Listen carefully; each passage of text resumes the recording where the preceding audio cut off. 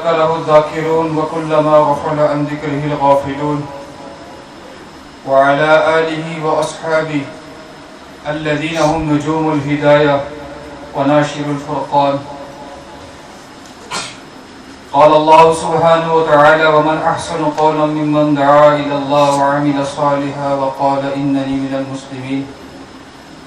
وقال النبي صلى الله عليه وسلم في حديث القدسي: قلبك لي فلا تدخل فيه حب غيري ولسانك لي فلا تذكر به أحدا غيري وبدنك لي فلا تشغله بخدمة غيري وإذا أردت شيئا فلا تطلبه إلا مني. وقال النبي صلى الله عليه وسلم: الله سبحانه وتعالى يقول يوم القيامة: أين جيراني؟ فتقول الملائكة: من هذا الذي ينبغي أن يجابره؟ فيقول: أين قراء القرآن وعمار المسجد؟ او كما قال علیہ الصلوۃ والسلام. کل قیامت کے دن اللہ رب العزت فرشتے نورانی مخلوق بلا کر ان سے کہیں گے: میرے پڑوسی کدھر ہے؟ میرے پڑوسی کدھر ہیں؟ تو فرشتے حیران ہو جائیں گے، عرض کریں گے: یا اللہ، من ھذا الذی ینبغی ان یجاور؟ یا اللہ، کون اس قابل ہے جو تیرا پڑوسی بن جائے؟ کون اس قابل ہے؟ کون تیرا پڑوسی؟ اللہ سبحانہ وتعالی، اللہ پاک خود ہی کہے گا. ہاں جی، بیان کے دوران پانی بھی تقسیم نہیں کرنا اور بار بار آنا جانا بھی نہیں. جو بیٹھ گیا بیٹھ گیا. گزارش ہے، وقت مختصر ہے، دھیان سے بات سننا. اللہ رب العزت خود بتائے گا، اللہ کل قیامت کے دن جب فرشتے سوال کریں گے: کہاں ہیں آپ کے پڑوسی؟ کون اس قابل جو آپ کا پڑوسی بن جائے؟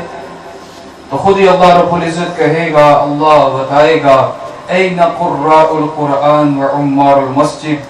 کہاں ہیں قرآن کو زیادہ سے زیادہ پڑھنے والے، قرآن کے قاری اور مسجدوں میں ڈیرے لگانے والے؟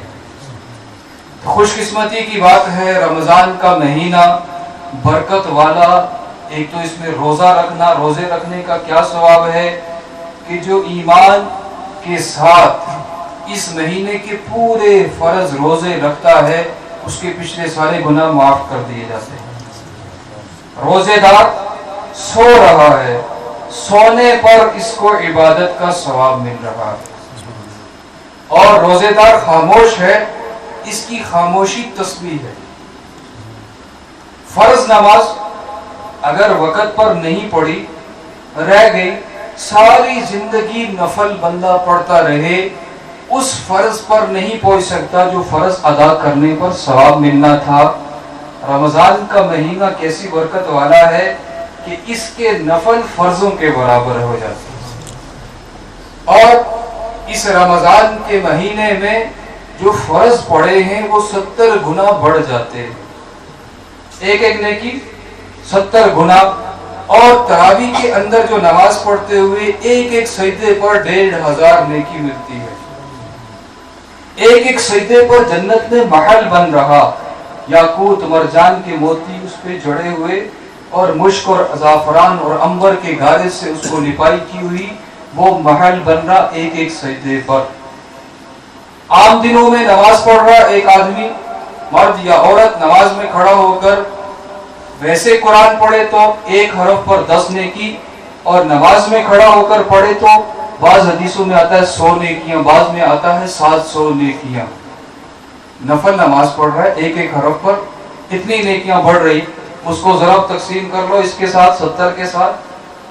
اور روزے دار کی فضیلت کہ کل قیامت کے دن سورج سوا نیزے پر ہے، سر پہ ٹوپی نہیں، پاؤں میں جوتا نہیں، جسم پہ کپڑا نہیں، ہر ایک پریشان ہے، نفسی نفسی کا عالم ہوگا. اس وقت اللہ جل جلالہ کے عرش کے سائے کے نیچے کچھ لوگ بیٹھے ہیں، دسترخوان پر کھانا کھا رہے. جو لائنوں میں لگے ہوئے، حساب کتاب ابھی ہوا نہیں، وہ بڑے پریشان ہوں گے. وہ کہیں گے: یہ کیا ماجرا ہے، یہ کیا معاملہ ہے، یہ جو دسترخوان لگا ہوا یہ کون لوگ ہیں، ان کو کھانے کھلائے جا رہے، اور ہمارا تو بھی حساب و کتاب باقی ہے. تو وہ خود ہی بتایا جائے گا کہ یہ وہ لوگ ہیں جو دنیا میں روزے